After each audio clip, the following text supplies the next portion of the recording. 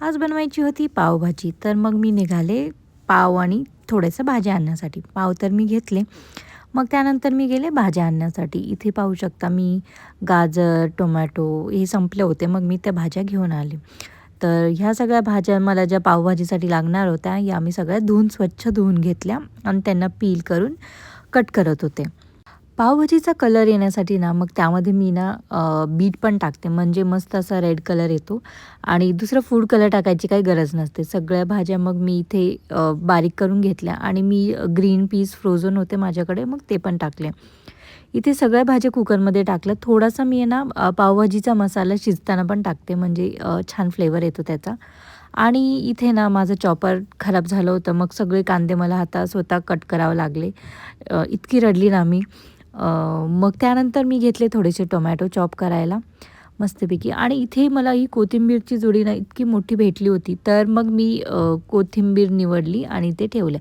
ह्या ज्या काड्या असतात ना कोथिंबीरच्या, या फेकायच्या नाही. ह्याचं काय करायचं मी तुम्हाला सांगते. अशी बारीकशी मस्त त्यांना वाटून पेस्ट बनवून ठेवायची आणि ते तुम्ही कोणत्याही भाजीमध्ये वगैरे वापरू शकता.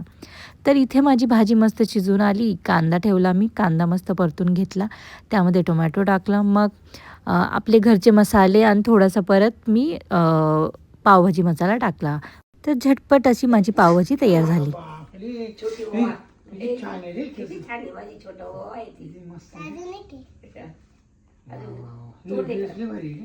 आबा आबा डोळे दाखवा अजून एक.